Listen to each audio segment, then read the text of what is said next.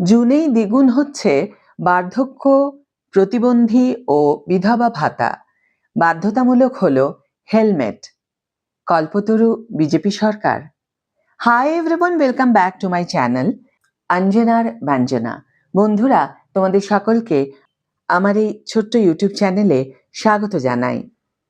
Old age pension 1,000 টাকা থেকে এক ধাক্কায় বেড়ে 2,000 টাকা। অন্নপূর্ণা ভাণ্ডার প্রকল্পের পর এবার রাজ্যের সামাজিক সুরক্ষা প্রকল্পগুলোতে বড়সড় রদবদল ঘটালেন মুখ্যমন্ত্রী শুভেন্দু অধিকারী।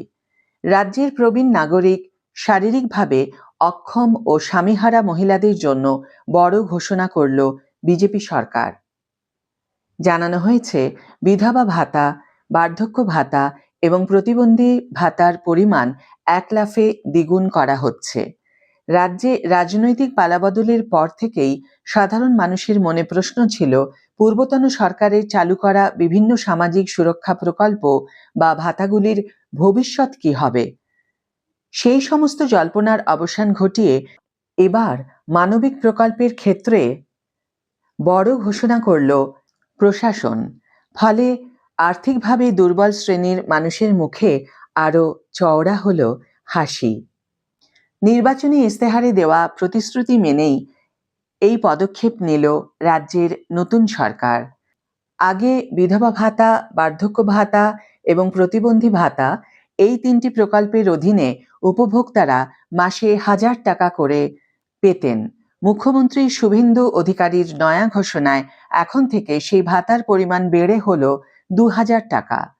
নারী, শিশু ও সমাজ কল্যাণ দফতর সূত্রে খবর, আগামী জুন মাস থেকে বর্ধিত হারে এই টাকা উপভোক্তাদের ব্যাংক অ্যাকাউন্টে পৌঁছবে। রাজ্যের নারী শিশু কল্যাণ দফতরের মন্ত্রী হিসাবে শপথ নিয়েছেন অগ্নিমিত্রা পাল। তার দফতরই বার্ধক্য ও প্রতিবন্ধী ভাতা বৃদ্ধির সিদ্ধান্ত নিয়েছে। খুব শীঘ্রই এই বিষয়ে আনুষ্ঠানিক ঘোষণা হতে পারে বলেও জানা গিয়েছে। অন্নপূর্ণা ভাণ্ডার প্রকল্প ঘোষণার পর এটিকে নতুন সরকারের আরও একটি বড় সামাজিক সিদ্ধান্ত বলেই মনে করছে রাজনৈতিক মহল। রাজ্যে বার্ধক্য ভাতা আগে থেকেই চালু ছিল। পূর্বতন সরকারের আমলে মহিলারা লক্ষ্মীর ভাণ্ডার প্রকল্পের অধীনে মাসে 1,000 টাকা করে পেতেন। ভোটের আগে অর্থের পরিমাণ বাড়িয়ে করা হয় 1,500 টাকা। তফসিলি জাতি জনজাতির মহিলাদের ক্ষেত্রে ভাতার পরিমাণ বেড়ে দাঁড়ায় 1,700 টাকা। প্রাক্তন মুখ্যমন্ত্রী মমতা বন্দ্যোপাধ্যায় জানিয়েছিলেন, 25 থেকে 60 বছর বয়সী মহিলারা লক্ষ্মীর ভাণ্ডারের সুবিধা পাবেন। যাদের 60 বছর পেরিয়ে যাবে তারা বার্ধক্য ভাতার আওতায় চলে আসবেন। ওই একই পরিমাণ টাকা বার্ধক্য ভাতা হিসাবে পাবেন। কিন্তু এক্ষেত্রে বিতর্ক ছিল, ভোটের মুখে লক্ষ্মীর ভাণ্ডারের অর্থ বৃদ্ধি করা হলেও বার্ধক্য ভাতার কথা উল্লেখ করা হয়নি আলাদা করে। ওই বর্ধিত অর্থ ষাটোর্ধ্ব মহিলারা পাবেন কিনা তা নিয়ে অনিশ্চয়তা দেখা দেয়। এমনকি বিজেপির তরফে রাজ্য সরকারের কাছে সেই প্রশ্নও করা হয়েছিল, সদুত্তর মেলেনি। বিধানসভা নির্বাচনে একক সংখ্যাগরিষ্ঠতা নিয়ে পশ্চিমবঙ্গে ক্ষমতায় এসেছে বিজেপি, আর তারপরেই বার্ধক্য ভাতা সংক্রান্ত বিভ্রান্তিও দূর করা হচ্ছে।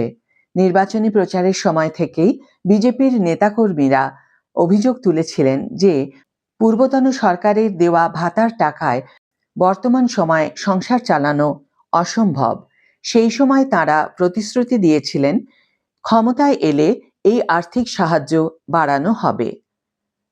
মূলত মহিলা ভোট ও সামাজিক সুরক্ষা বলয় মজবুত করতেই এই সিদ্ধান্ত নেওয়া হয়েছে বলে মনে করছে ওয়াকিবহাল মহল। ইতিমধ্যেই তৃণমূল সরকারের আমলের লক্ষ্মীর ভাণ্ডারের পাল্টা হিসাবে মাসে 3,000 টাকা অন্নপূর্ণা ভাণ্ডার চালুর কথা জানিয়েছে বিজেপি সরকার। তার রেশ কাটতে না কাটতেই বাকি সামাজিক ভাতাগুলো দ্বিগুণ করার সিদ্ধান্ত সাধারণ মানুষের মনে বড় প্রভাব ফেলবে বলে ধারণা করা হচ্ছে।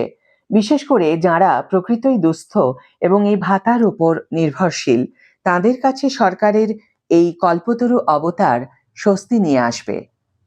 এবার চলে আসি হেলমেট ছাড়া বাইক চালালে সে বিষয়ে কড়া পদক্ষেপের বিষয়। রাজ্যের আইন শৃঙ্খলা পরিস্থিতিকে আরও নিয়ন্ত্রণ করতে এবং সাধারণ মানুষের নিরাপত্তা সুনিশ্চিত করতে বড়সড় পদক্ষেপ নিয়েছে পশ্চিমবঙ্গ পুলিশ।